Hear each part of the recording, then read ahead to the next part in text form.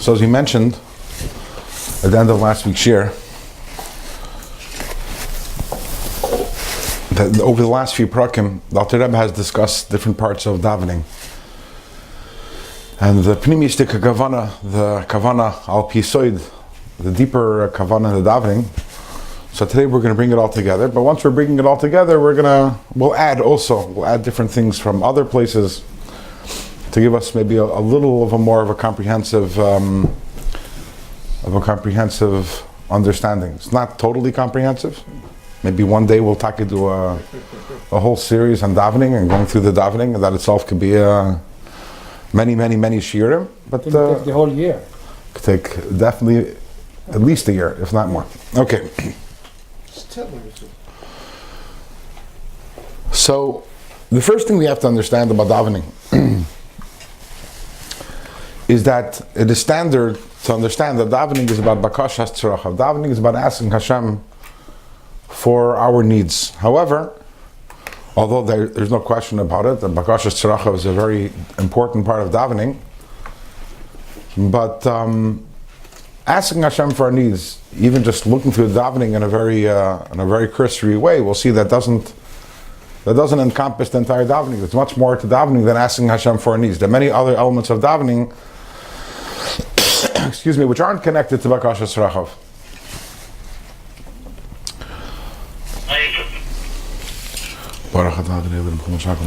Amen.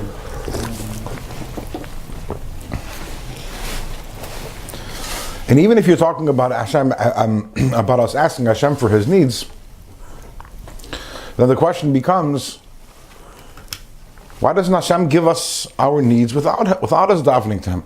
Why does He need if davening is only about Hashem giving us our needs? Hashem knows our needs. Why does Hashem make us daven for our needs? Beg for it. To beg for it. For those of us over here who have children, can you imagine you had a child, and every day you say you didn't give your child to eat until your child came and asked you for it. I'm hungry, I need to eat. Or if your child, whatever the needs that your child has, you don't wait for your child to ask for your needs, but rather you go and you give it beforehand. Why is Hashem withholding our needs until we daven? And it goes deeper than that. Not everyone has to daven for it. Not everyone has to daven to Hashem, meaning? Apparently not. Most people are not frum. Most people don't daven. And they still get their needs. They get things. They get their needs. The Shorim get their needs also. Right. Okay, but that's a separate topic. The Gemara tells us, interestingly, the Gemara notes that a phenomenon that all the imahis were akaris. Yeah. All the imahis didn't have any children. Not only they didn't have any children, they couldn't have any children. Sarah was an akara, she didn't have a child till she was 90. Rivka was an akara, and she couldn't have children until Vayetar, that both the Yitzchak al Hashem l'nei chachishtay, that Yitzchak had to daven very strongly. Rachel was an akara. And even though we find that Leah wasn't an akara, but there was a reason. That it says, Vayiftach Hashem es rachma, that Hashem opened up her womb, because Vayar Hashem kisnu Leah, because Hashem saw, there was a reason. He wanted to endear her unto Yaakov, because Yaakov wasn't so happy with how he got married to her. So, but as a rule, all the imais were akaris. The Gemara says, why were the imais akaris? So the Gemara says, because HaKadosh Baruch Hu misava l'tfilasan shal tzadikim, that Hashem, He loves the tfilas of tzadikim. So He didn't want to give them children right away. So He withheld the children from them. So the Gemara says, He withheld the children from them so that they would daven. So going back to the question that we asked earlier, why doesn't Hashem give us our needs? So it's actually, Hashem will sometimes withhold our needs from us. And the reason is because He's waiting for us to daven. Hashem is mis'ava. He has this deep desire for our tefillas. Another place where we find this is when Moshe Rabbeinu in Devarim, when he tells the Yidden about Eretz Yisrael, so he says that you should know that the land that you're going into, like Eretz Mitzrayim, Asher Yitzasa Misham, it's not like Mitzrayim. Because in Mitzrayim, there was the Nilus, and the Nilus irrigated all the fields. It took work, it took toil. You had to go schlep the water. And if you had a field on a higher elevation, so you had to take barrels of water and you had to schlep it up. But at the end of the day, Mitzrayim didn't suffer really from droughts. It was very unusual for Mitzrayim to suffer from a drought. Whereas Eretz Yisrael suffered from droughts all the time. You know, it says even though we know there was a drought during the times of Yosef, when Yosef said there would be a 7-year Rav in Mitzrayim, but that was something which was very, very unusual. Because Mitzrayim is used to having plenty because of the Nilus. The Ramban points that out. The pasuk says that we had the Sheva Shnei Hasava, the 7 years of plenty, and then it says Vatchilana began Sheva Shnei Harav Kasher Amar Yosef. Then began the 7 years of famine, as Yosef said. So the Ramban asks, why didn't it say that you had the 7 years of plenty, as Yosef said? Why did it wait till afterwards? So the Ramban said that even though Taka there were 7 years of plenty, and Taka there were amazing years, but that wasn't so unusual for Mitzrayim, because Mitzrayim was used to having plenty. So here there was a little more plenty. But for Mitzrayim to have a Rav, to have a famine, that was unusual. So when the famine came, that was Kasher Amar Yosef. Then everyone realized that Yosef's Chalom became true. So Moshe Rabbeinu comes to Yidden and says, I'm telling you, I'm taking it to land. It's very different than Mitzrayim. Because in this land that you're going to go into in Eretz Yisrael, Limitara Shamayim Tishta, it requires rain.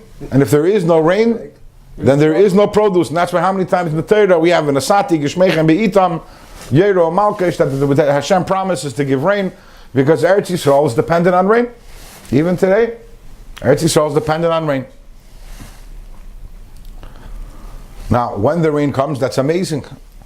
Because when the rain comes, as Rashi says, there is no schlepping. You don't have to take a barrel and schlep it up a mountain. When the rain comes, everything as Rashi says, you're sleeping in your bed, and the rain comes, and the rain gives everything to drink. It irrigates everything. But why? Why did Hashem give the Yidden the land, which is dependent on rain?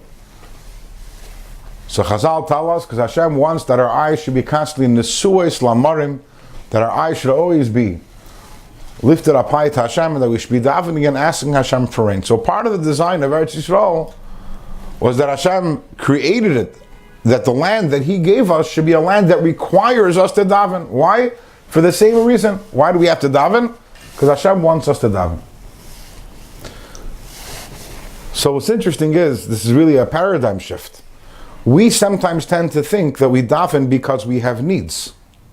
When in truth, anyone picking up on where we're going with this? Your needs are taken care of. In truth, we have needs in order that we should daven. Not we daven for the needs. Because we have needs, but we have needs. The reason why Hashem created us, that we have needs, is that we should daven to Him. And that's a very important distinction. Because if you're davening because you have needs, then if I wouldn't have needs, I wouldn't daven. The davening, it's not really about the davening, it's about what I need. But if the needs are in order that you should daven, then what's the important thing is? The davening. In fact, the only reason why you have a need is because you need a daven. So what's the point of davening? What is davening? It needs there. In other words, Hashem created the need in order you should daven. In other words, He wants davening. Why? Why does He want davening? What does Hashem love so much about our davening? He could have created us like Mitzrayim, given us all our needs. We wouldn't daven. But no, davening is important. So He made needs in order we should daven. Why? It's the same question. Hashem need our blessing, barachot. He doesn't need it. It's a similar question? It's similar. It's a similar but not the same. Similar one. And the answer to this is that tefillah is avodah shebelev. The Torah says, "Ula avdei b'chol lavavchem." We have to serve Hashem b'chol lavavchem, and this Chazal tell us, what does it mean to serve Hashem with our hearts? And the answer is, "Eizu avodah shebelev zu tefillah." Davening is serving Hashem with the heart, with emotions, with feelings, and ultimately, davening is about experiencing a relationship with Hashem, a relationship which is based on avas Hashem. As the Zohar says, "Less pulchana ke pulchana derichimusa." There is no service like the service of love for Hashem. And that's what Hashem desires. Hashem wants our avodah shebelev, and the needs are almost like an excuse in order to get us to have this avodah shebelev. And davening is a very big yesod in Chassidus, because Chassidus is about the lev, it's about the heart. And in fact, when the Alter Rebbe, he got married at the age of 15. That wasn't unusual at that time. Of the first five Lubavitcher Rebbes, all got married at the age of 15 or 14. And then the Frierdiker Rebbe, the sixth Rebbe, got married. He was old. He was 17 when he got married. Mama Shchupa in age? Yeah.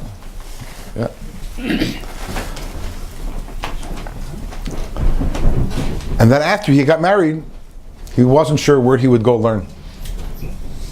He went out, he wanted to go off to learn somewhere. He lived in the city of Liozna. Which one's called the Frierdiker? No, the Alter Rebbe, the Baal Tanya. The Baal Tanya. Oh, Tanya. So we're talking about the Baal Tanya. He was born in the year 1845. So we're talking about around the year 1860, somewhere around there. Tanya? I'm sorry, 1745. Born in 1745. So we're talking about somewhere around 1762 or so.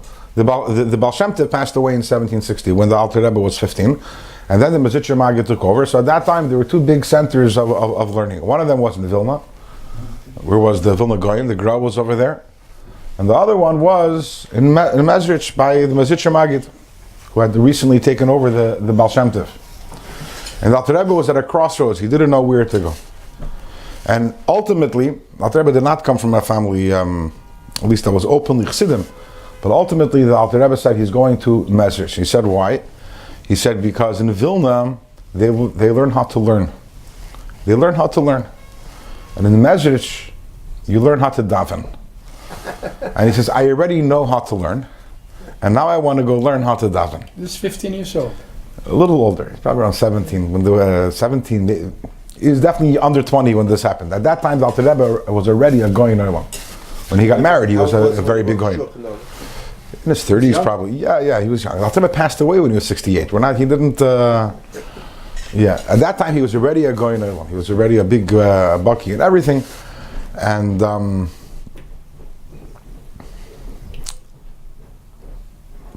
he said he's going to message to learn how to daven, because really, the whole Chassidus is really about learning how to daven. And Chassidus teaches us that this is even in the word tefillah. The word tefillah, there's a Mishnah that talks about hatoifel klei cheres, which means to attach earthenware kelim. And the Mishnah tells us, so the word tefillah means connection. It's also related to my name, Naftali, which is related to the word tefillah. So Naftuli, the pasuk says, why did she call the Naftali? Because Naftuli Elokim Niftalti. So Rashi says he's chabarti, that the name Naftali is connected to the word chibur.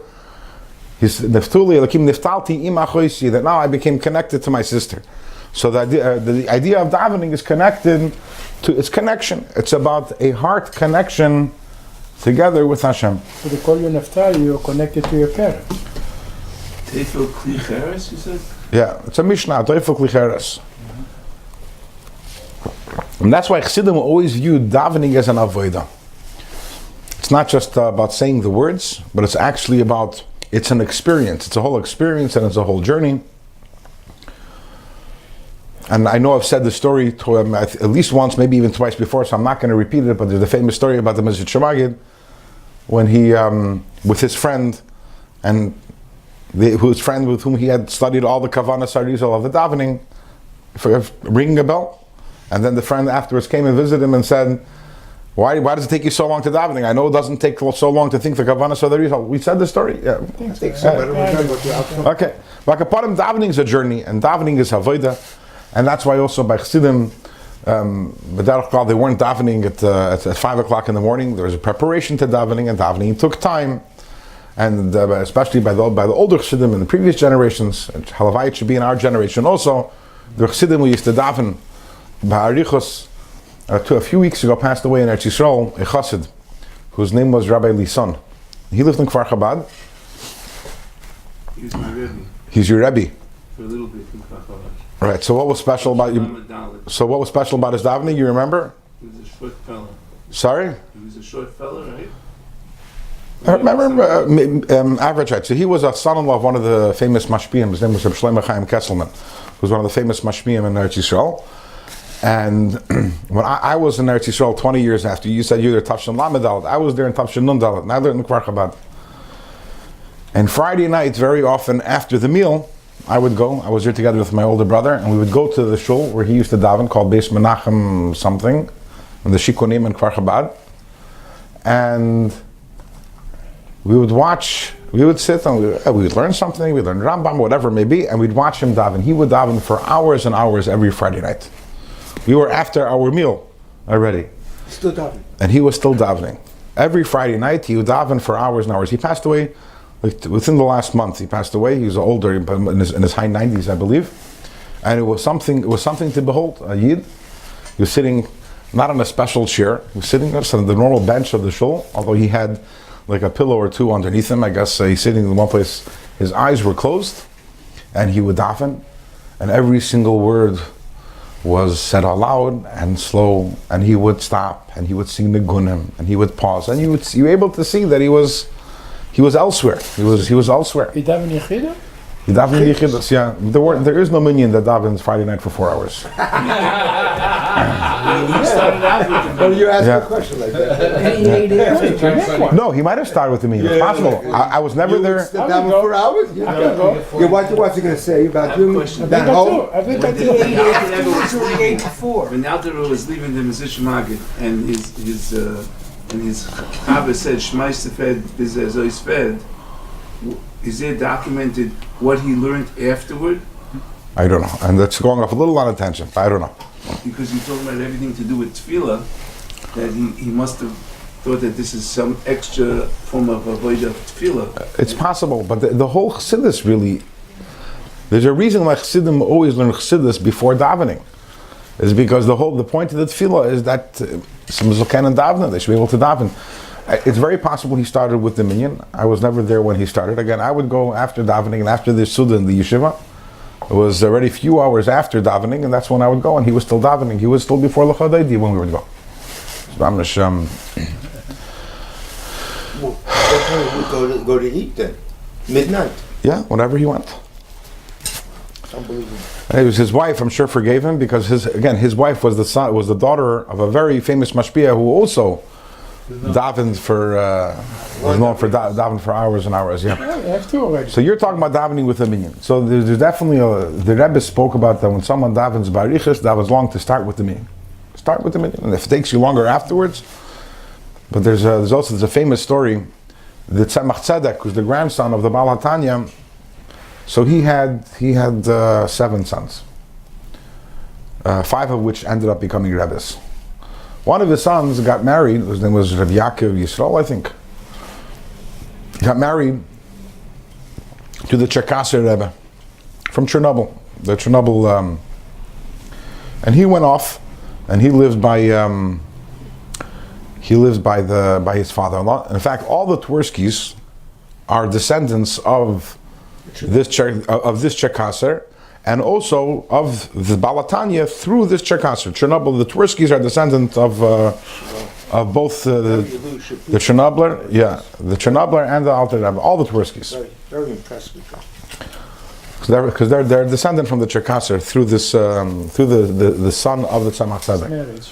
So before he got married, so his father-in-law asked him, "Do you daven with a minyan?" He said, "Yes." He asked, "Do you daven b'tzibur?" He said, "Yes, I daven b'tzibur." Anyways, he gets married, and the father-in-law sees that he absolutely doesn't daven b'tzibur. He's davening by himself, and he's davening, I guess, and the way he was used to davening in Chabad, and he's davening by Arichas Gedela. So his father-in-law said to him afterwards, "I thought you told me you daven b'tzibur." He says, "I do." He says, "The word tzibur means to gather. Like we had before the story Yosef, Vayitzbor Yosef, Yosef gathered. I gather every time before I daven, I gather together all my Eser Koiches HaNefesh, that's my minyan, is my 10 Koiches HaNefesh, and I daven with all of them together. That's my tefillah b'tzibur. That's how I gather my tefillah. I once heard a vart, I don't know if it's accurate or not, but I heard a vart from the B'Shem Rameir Premishlaner, that he said that tefillah bismana doesn't exist. He says Chassidim have tefillah and they don't have bismana. And those who aren't Chassidim have bismana and they don't have tefillah.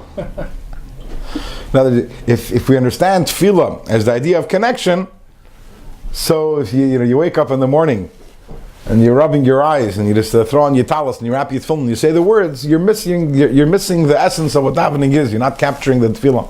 Obviously, that's an extreme statement and it's not meant 100% seriously, but it does bring out a certain nekuda. And ultimately, as we mentioned on several occasions, davening is a ladder. It's a sulam. When we say v'hine sulam mutzav artzav v'reishe magia shemaima, that's talking about davening. The Baal Turim, in fact, says that the word sulam has the same gematria as the word koil, which means the koil, koil kol Yaakov, which the koil kol Yaakov is the koil of davening. And davening is an experience. It's mutzav artza. You wake up in the morning, taka, and you're mutzav artza.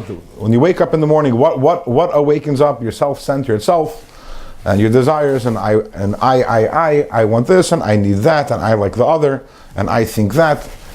And you're when you wake up in the morning, you're in a spiritual state of artza. You're in the spiritual state of the earth. But davening is you're climbing a ladder, and davening is structured as a ladder. Every part of davening is you're moving higher and higher until v'reishe magia hashamayma. The reishe, the head, which we'll see is Shmeina Esrei, that's when you're mamish and you're in the place of hashamayma. And the fact the Baal Shem Tov says, there's a word from the Baal Shem Tov. He says the fact that a person, after he finishes davening, remains alive is a chesed of Hashem. Why after davening? You're alive anytime. In other words, the fact that a person survives the experience of davening is a chesed of Hashem. So obviously the Baal Shem Tov, I don't know if he was talking about my davening. But the saying is that when a person davens properly, until the point that he starts off in a place of artza, the lowest level, but ultimately he's magia shamayim, reaches that madriga, the madrigas of Psukid Zimram, and then Birchas Kriyashman, then Kriyashman, then Shman Esrei, and the fact that after a person reaches that highest level, he's able to enter the world and he's still alive, as opposed to the neshama completely expiring and just returning to its source, is a chesed of Hashem.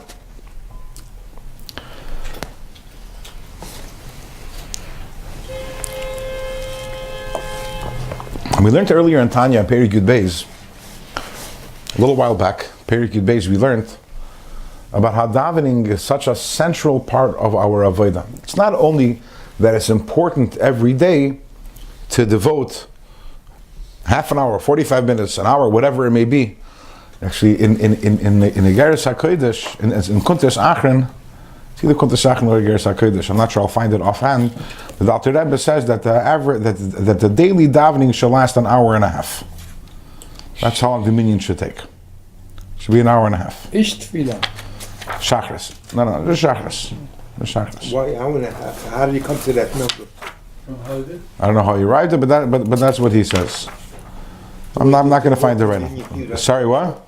People have to go to work. Sometimes they don't have to work. So he says, the Alter Rebbe actually says. You have a boss on top of your head. Right. Get fired. So first of all, you can wake up earlier.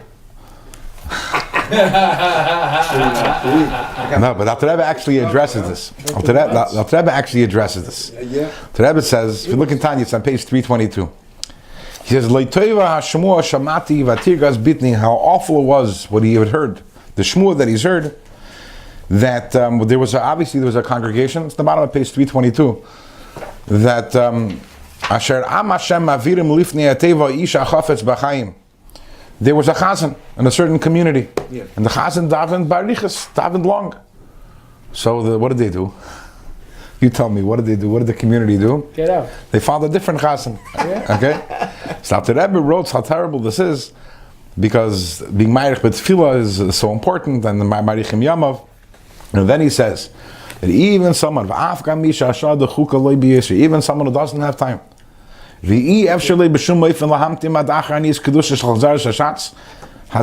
therefore, because this guy is davening for so long, he can't even wait till kedusha. Better don't hear kedusha and baruch than to stop this special person from davening for the Amid. And you, the Rebbe says, you go to work, and the chazan is mitzi you, even though you didn't say kedusha. The chazan is yetzi you, and he brings rayas from Gemara that the chazan is mitzi the amsha besadis, and so he talks about again. Then he says that Shabbos was here. Shabbos is something else. Yeah.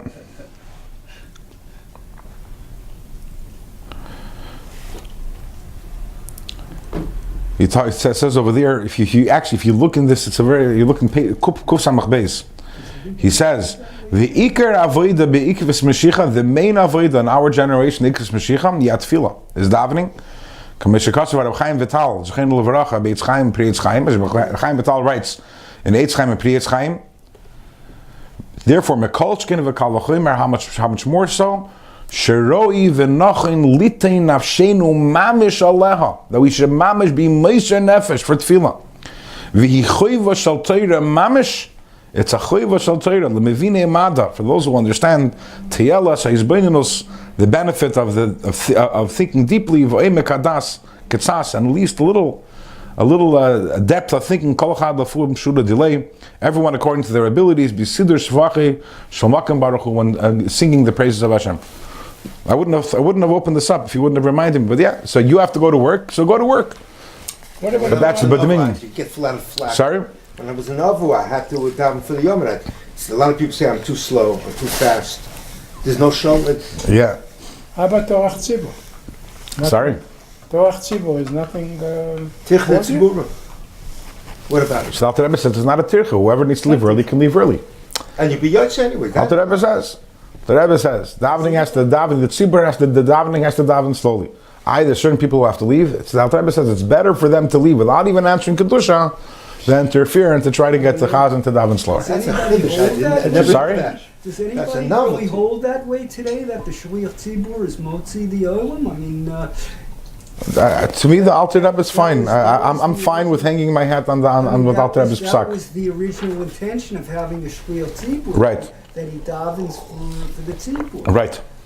But today we hold that everybody can daven. The Alter Rebbe doesn't say that the person doesn't have to daven. He says, but in the idea of kedusha and kaddish and baruch hu, if there is a shatz hadchak or oinus that the person can't be in shul, so the chazan is moitzah. It's not the chatchila, but b'di'evet. But kapanim.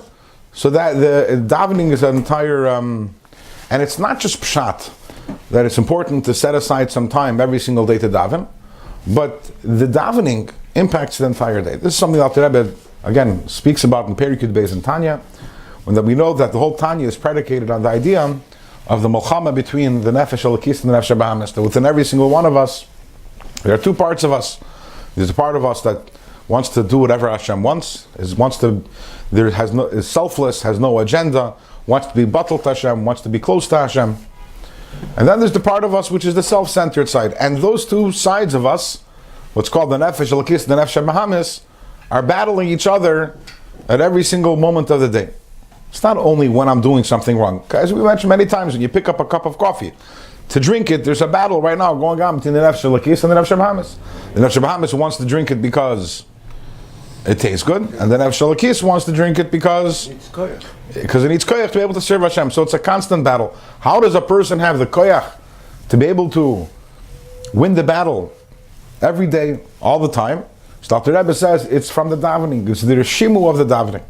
What's rishimu? The rishimu means it's an indentation, a residue.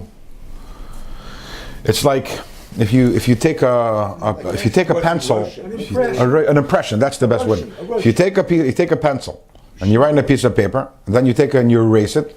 So usually there's a little left. But let's say you have a very good eraser and you mamish take it all off. There's still, if you hold it up, there's the depressions. There's that. What did you say? The impression. So the Rebbe says during davening you fill your heart with love for Hashem. After davening, even after the love goes away, but the rishimu remains. There's the impression, and that rishimu of davening allows you to be able to win the battle against nefesh habahamis the whole day. So davening is not just a local thing. It's not just pshat. It's important for me to daven. There are many mitzvahs. I have to eat kosher, I have to put on film, I have to daven, I have to eat tzedakah. Davening is not just a local thing. Davening is essential for the entire day, because in order to be able to win the milchama throughout the day, It's essential to start the day with a proper davening, with a davening which is experienced with Avas Hashem, and then you have the koyach the entire day to go about and to be able to conquer the Nefesh Hamas.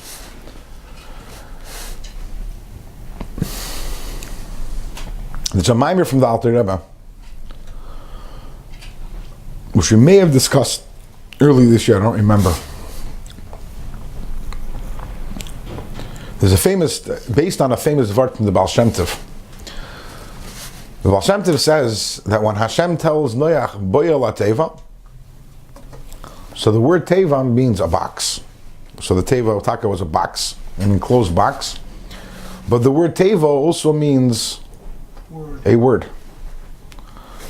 So says the Baal Shem Tov that what Hashem is telling Noach is Boya la Teva, that if you want to be saved from the mabul of life, life is a mabul. In the words of Shlomo HaMelech and Shir HaShirim, there's the Mayim Rabim. Right, so there's the Mayim Rabim that want to be Mechabed Ava. There's the many waters, the waters of the world, which is the Alter Rebbe says those are the Tirdas HaParnasa, all the different worries that we have and the pressures and the anxieties, and they threaten to be Mechabed as Ava to extinguish Rahmanul Islam, the Ava, which the Neshama has for Hashem. The Neshama has Ava for Hashem. Rishafeha Rish Be'esh Shalheves Yudke. There's the fire of love that the Neshama has for Hashem.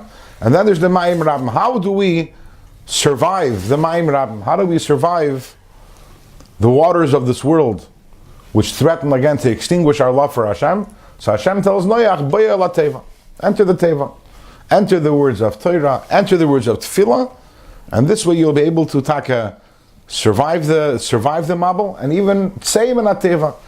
In other words, you'll be able to afterwards, when you have to go out into the mabul, when you have to go out into the world, afterwards, you're insulated because of the time that you spent in the words of davening and in the words of learning.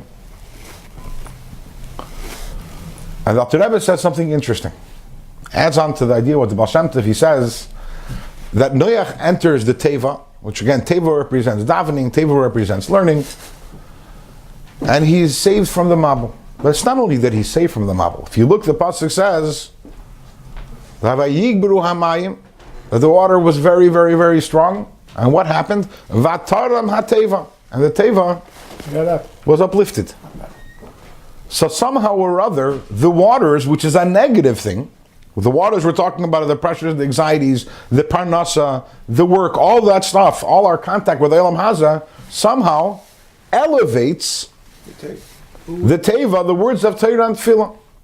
How was that?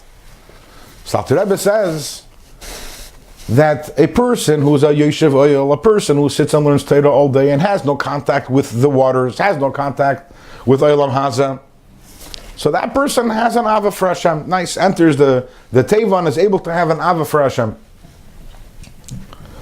But then there's the person who has to deal with the world, has a job.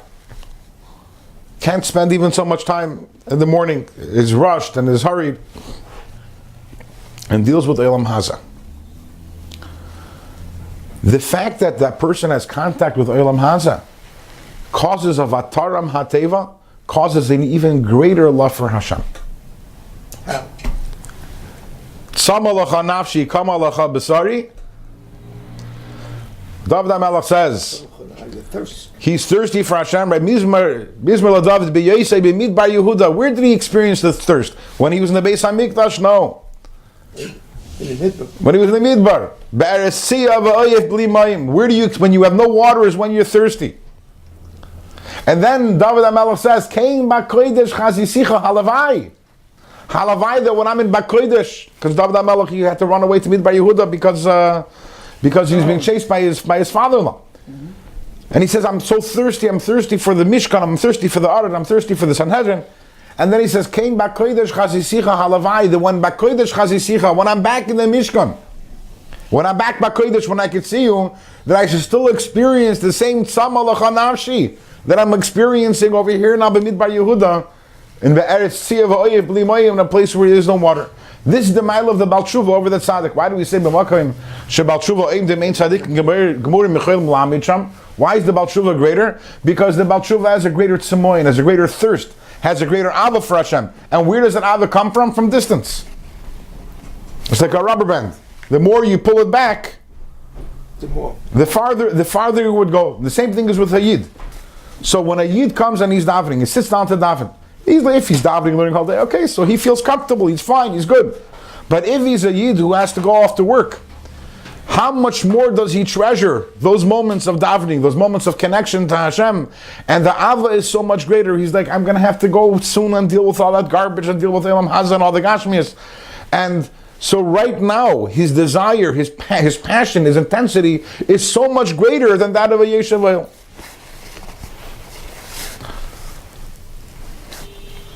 And says the Alter Rebbe in that Maimer Rabbim, I think we spoke about it earlier this year. Maybe not all this whole Nakuda. And he says, from here we see the Toos of the Balei Asakim, we see the Toos of the business people, that they think that they can't daven. That who's the ones who can daven is the Rosh Yeshivas. They think. Who's the ones who can daven is the Yeshiva Bachar. The people who are what's called the Yeshvi Oil. The people who are in Koil. They can daven. Me, I'm a Balei Isaac, I can't daven. Says the Alter Rebbe, no, you got it all wrong. Dafke you can daven. Vatara Mateva. The Torah Mateva comes from the Mabul. The Dafke, the Balei Isaac, is able to daven in a proper way. So I know I'm speaking to people around there. I think most of the people sitting around the table are not Yishviel. Maybe there's some, but most of the people here are Balei Isaac. And if to know, this is one of those instances where you're gonna say, I'm a Balei Isaac, I'm lowly. Yeah, and that's why you can daven. That's why you have the ability to daven, because then taka batsar lecha, right? When you feel so eng, when you feel so verkwetscht from Elam Haza, and that you feel so upset that you have to deal with all that, then erst you can have this tzemoin, this incredible love for Hashem. So this which we're talking about with davening is shaykh to everyone over here. Okay. At kana hakdama to the shir today. That's Hakdama. Just talking a little about davening. What is davening? The davening is a journey. Probably we won't finish this year today. Maybe we'll have a hamshach next week. But just understanding that when you talk about davening, you're thinking that I have to daven because I have to ask Hashem. There's a famous story about there was a chassid of the Alter Rebbe of the Baal Tanya. His name was Shmuel Munkes. I think I've said some stories about him in the past. And he was known for his wit. He was a very funny person, a very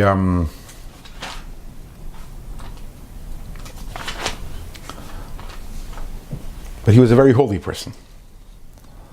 A very holy person, and there was in every single one of his jokes there was always a lesson. There's a very strong lesson. So one of the stories is that he once went to I believe the way the story goes, that he was traveling to the Rebbe for Rosh Hashanah. And he stops off in a very, very pashto Yid. And it's the Shabbos before Rosh Hashanah. And there's slichas, either Shabbos before, maybe the Shabbos before. In other words, when slichas began. And after Shabbos, where Shmuel Munkes goes to sleep. And in the middle of the night, the innkeeper comes and knocks on the door and says, we have to wake up, we have to go to slichas, we have to go to slichas. So Shmuel says, what's slichas? What's this all about? What's slichas? He says, you don't know what slichas is? A yid with a long beard. You look at a chassid, you don't know. Explain to me, please, what's slichas? He says, before Rosh Hashanah, and we all have to go to shul, and we all have to daven to Hashem. And he says, so Shmuel says, what are we davening for? He says, what do you mean, what are we davening for? Davening that the cow should give... They give its milk, and the chicken should give its eggs. And he went on. And Shmuel Munkes sits and listens, and he says, so a grown man wakes up in the middle of the night to go ask for some milk? You should be embarrassed of yourself.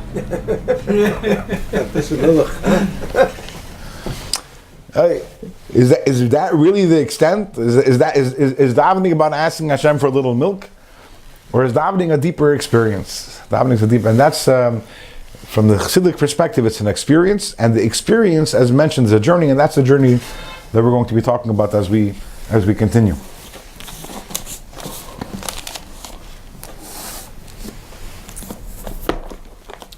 So davening begins, as we mentioned last week, or not last week. This was 3 weeks ago. The davening begins with hoidu. The beginning of everything is when a person is on the lowest level possible. That's the beginning. And therefore, when you're on the lowest level, what do you say? You say hoidu. I don't understand. I don't feel. In other words, in my mind right now, it doesn't necessarily make sense. I hadn't yet meditated, and my heart isn't totally in sync with Hashem. I'm not feeling right now necessarily Avas Hashem. I'm not necessarily feeling Yiras Hashem. But hoidu means acknowledgement and bittul. Hoidu. But the purpose of davening is not to stay in a level of hoidu. We move on, and the first part of davening is called Psuki de Zimra. Now, Psuki de Zimra is translated as Psukim, verses of Zimra, which is of song. However, the word Zimra also can have another meaning. You know, the Arizal, he made songs for the Shabbos meals. For all 3 Shabbos meals, he made a song. So the Friday night song begins with the words Azamer B'Shvachim. So I think 99.9% of the people who sing the song think Azamer B'Shvachim means, how do you translate it? I'm song of praise. I'll sing Praise. And so one day I looked into a translation. I'm not embarrassed to say that I look into English, the translation, every once in a while to see what's going on. And I see that's not what Azamer B'Shvachim means. No, what is it? There's a pasuk, Esfiak Tzircha Loi Sizmer, right? Sadcha Loi Siktzei, Vekarmacha Loi Sizmer. Sizmer means, the word Zmira can mean also, there's also a pasuk, L'Zamer Aritzim, what? Uzi v'zimra sko. Right, exactly. Okay, there's a machlekes over there, what that means, the Rashi and Ramban. Right. But okay, so Rashi says that Zimras means Malachim, very good, right? L'Zamer Aritzim, exactly. What does it mean? Sorry? To cut, it's for. It means to cut. It usually means to prune. Prune. To prune, yeah. Zimras Haaretz is the best of the land. The Zimras Haaretz means, yes, that which the land is, we're Mishabeach the land for. So the word Zemer definitely also means song. But I'm saying there's also another meaning to the word. And as you mentioned, even the word Zimras, there's a machlekes what the word means. Machlekes between Rashi and the Ramban. So, Azamer B'Shvachin means I cut away the klippos B'Shvachin with my songs that I sing. What kind of in the translation that I saw, what? Clips that's made. Whatever klippos are blocking the way, Azamer, you cut them away by singing on Friday night, B'Shvachin, with the songs that you're singing, Azamer, you're cutting away the klippos. And the same thing in Chassidus, it talks about Psuke de Zimra, that another, obviously on a Pashita level, Psuke de Zimra means songs, Psukim of Zimra, of songs, there's no question. This is not, as they say, Ein Mikra Yetzim Midei Pshutei, we're not taking away the words from the simple meaning, but Psuke de Zimra also means the Psukim of cutting away. And what are we cutting away? Once again, we're cutting away the klippos, because when you're davening, there's so much garbage that you have to cut away. So much of you that has to be cleared off in order to be able to clear your heart, to be able to have to experience the Avos Hashem. So once again, the climax of davening is Shema Yisrael v'Yahavta. Although the climax actually is Shemon Esrei, but we're going to get to Shemon Esrei next week in Mir Hashem. But the whole mahalach of davening leads until Shema and V'Ahavta. Then afterwards it's a completely different level, which is called Shemon Esrei. We'll talk about that in Mir Hashem. And in order go love Hashem. How many things are there? How many blockages are there? Things that are blocking the way.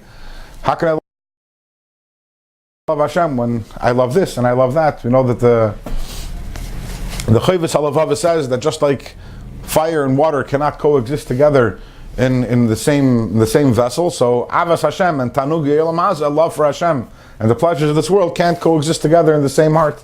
There's a lot to cut away before we get there. And that's Psuke de Zimra is focusing on talking about the greatness of Hashem, which we see.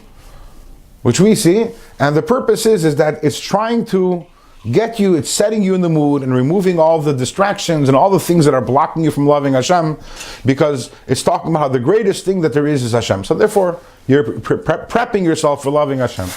And by the way, as the generations came lower and lower, you have to remember, when Moshe Rabbeinu gave the Torah, there was no Birchas Kriyashma. All the brachas are takana of the Anshe Knesset Sagdela, which means that because in times of Moshe Rabbeinu, the Yidden had neshamas that were so high, they were able to wake up in the morning, say Shema Yisrael Hashem Elokeinu Hashem Echad V'Ahavta, and boom, they were there. They were there. They were by V'Ahavta. Came along Achik Nasa G'dayla, and they realized that at this point we need some help. So they were Masakin Birchas Krishma. At a later point in time, then they realized that even that we need to get the Birchas Krishma, we need Psuki de Zimra. Now, one thing we have to understand about Psuki de Zimra is that Psuki de Zimra is interspersed with Psukim which are asking Hashem for help. Or different bakashas from Hashem. There are many different psukim throughout Psuki de Zimra, and also even later on, where we're asking Hashem for Hashem's rachamim. And according to Chassidus, the way the Alter Rebbe understands it, the place for asking Hashem for our needs is Shemona Esrei. Up until Shemona Esrei, we're not asking Hashem for any of our personal needs. We're not asking Shemona Esrei when we ask Hashem for health, and we ask for parnasa, and we ask for seichel, and we ask for health, refuah, and we ask for Mashiach multiple times.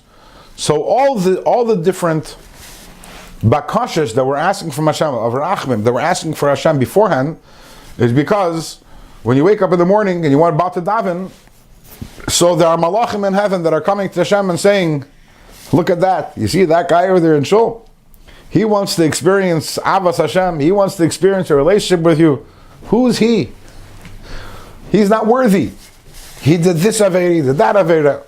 And even if it's not Avera, he's just not... all the bakashas of rachmim that there are in davening up until Shemona Esrei are not about asking our personal needs. What we're really asking Hashem, and this is a real perspective changer, we're asking Hashem to have rachmanis on us and allow us to daven.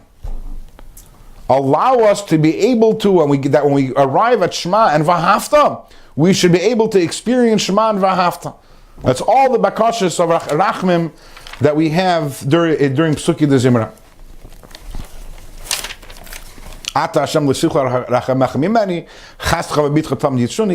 etc., right? Elach Hashem Ekrav Hashem Aschan, and all these psukim we're asking, our focus is one thing. We're asking Hashem Rachmim, please allow us to daven. There's a vart from the Baal Shem Tov, a beautiful vart from the Baal Shem Tov. There's a pasuk that says, Tfilo la'ani ki yatov v'lifnei Hashem yishpeich sichei. It's a pasuk in Tehillim, which means that the ani, the tefillah of the ani ki yativ, when he opens up his nefesh and he's davening, v'lifnei Hashem yishpeich sichei, and before Hashem he's pouring out his words.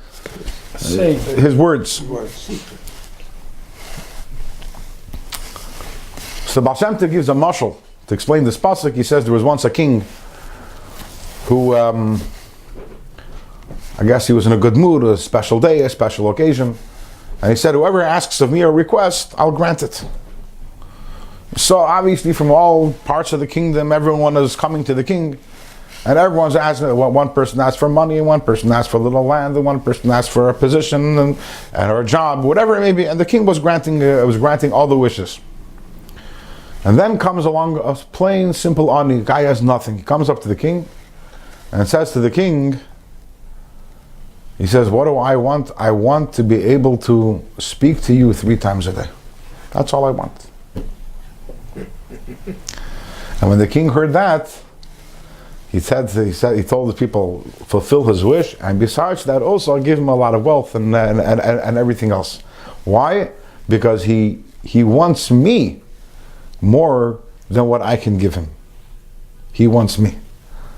And he says the same thing is the tefillah la'ani ki yatif. The tefillah of the ani is, what is the tefillah? What is the ani? We're all ani. Ain't ani ela badas. When we're saying ani is we're what? Not talking about money. Ani, we're all poor. We're all impoverished. Tefillah la'ani. What is the tefillah of the ani? That lifnei Hashem yishpech sichei. We have one request to Eibishter. Let me talk to you. Allow me to experience that tefillah. And that's what a Yid wants. So the whole beginning of davening, all the bekashas that we're asking of Hashem, the beginning of davening, is with one kavana. Eibishter, please, let me daven. Take away my nefesh bahamis, and take away machshav zaris, and take away all these things that are blocking me, and all the different meniyas, vikuvim, the blockages. And it's not only down here, and the malachim. It's the Malachim also, as Dr. Rebbe says, the Malachim are being mekatrik, the Malachim are coming and saying this person isn't worthy of it. So we're asking the Eibishter Rachamim to be able to experience. And then we continue in Psuki de Zimra. And Psuki de Zimra is very much focused on the chasadim that Hashem does with us over here in this world. You have many different areas.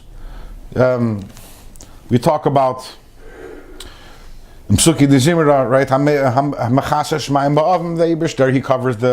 He covers the skies with clouds. He brings rain on the earth. Causes the grass to grow on the mountains, etc. Earlier, the Eibishter opens hand. We're talking very much, we're looking at the world around us and realizing how everything here in the world around us is all from Hashem. And we continue, talking about all the different things in this world. You know, Halus Hashem and Ha'aretz, Taninim, B'chotohim is Eish, fire, Barad, which is the hail, shelag, and snow, v'kiter, smoke, ruach, sa'ara, everything here in the world is all about Hashem. Hashem is running everything. And then we continue, L'cha Hashem, Agadullah, V'agavura, V'atiferas. Right, and we turn to Hashem and say, you know, V'aisher v'kavim u'fanecha. Aisher, the wealth is yours, and the covet is yours, and everything, everything is about the Eibishter. So our focus is very much in Psuki de Zimra, our focus is very much on the world around us and trying to understand that I'm sitting here in the world and what do I like? I like this, I like that, I like the other. But the Eibishter is the greatest thing within the world. Everything in the world is being run by the Eibishter. So if I like the world, then I have to love the Eibishter. If I like what the world has to offer to me, so then how much more so I have to love the Eibishter, who's the one who provides and gives everything in the world. So that's step number one step number two. Step number one, the ladder of davening is brought down in Chassidus and Kabbalah has 4 steps. There are 4 rungs on the ladder and the level of davening. Rung number 1 is hoidu. The simple hoidah. Before you even begin working on and processing and developing your heart and the mind, the hoidu, that's the rung number 1. Rung number 2 is Psuki de Zimra. And again, Psuki de Zimra is looking at the world around you and beginning to develop your love for Hashem based on everything that Hashem does here in the world, and but this is only a warm-up for rung number 3, which is Krishma and Birchas Krishma. And that, Emir Hashem, we will leave for the coming week. We'll start next week with Krishma and Birchas Krishma.